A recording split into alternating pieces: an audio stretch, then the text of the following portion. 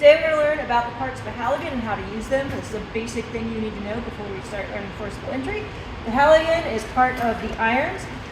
We use both tools to force a door, but the halligan is the one that does most of the work. So, put that axe out of the way, and let's talk about our halligan.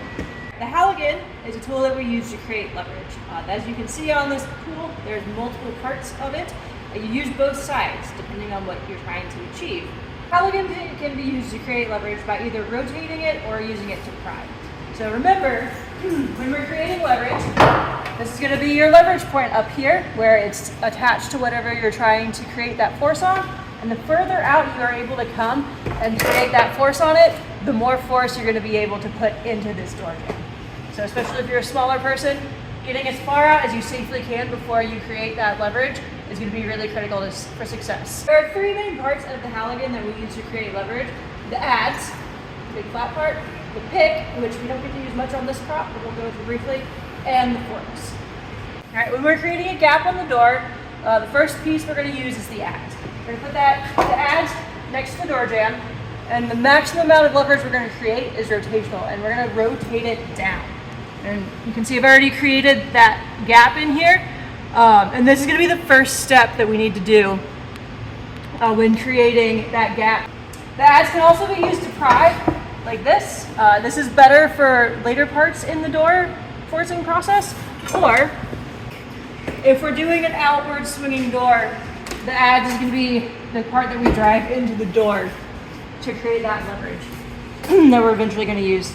To have your adze in the door, the direction you rotate is going to be based on the pick location. So if I have the adze placed here, I'm going to rotate it down, away from the pick. Now if I had a left-hand opening door, and I had my adze in this way, if I tried to rotate it down, that pick would get in the way. So we're going to be squatting up to create that. Once you've made the gap with the adze, you're then going to use the fork. There's a lot of discussion on bevel, that's the curved part of this fork, in or out. It doesn't matter necessarily, neither is wrong. There are times when one is better to use than the other. If you still need to create a large gap in your door and you're going to be driving it in the door frame, you can see here it's a little bit easier to use bevel in towards the door to get that fork into the gap instead of driving it accidentally into the door frame. The drawback with that is because of the shape of the bevel, and when you go to force it, you're going to lose a couple inches on your throw because of the placement of the adze. On the other hand, if you're able to get a gap about this size, you can get the forks in here, and you have enough purchase there already. This is going to give you more leverage, and you can rotate this tool all the way around. And using the shape of the forks and the lack of the adze being there, you get a little bit more leverage. The last part of the halligan that we don't get to practice much with is the pick. The pick is really great for a baseball swing, and when we have a really soft jamb that we can't actually pry against because it's not strong enough. So we would take this tool and swing it in and embed it in the door, and then we would use that pick hinge point to leverage down with that adze. The other thing we can use the pick for is if we need just a little bit more leverage, we can use something we'll call a tripod.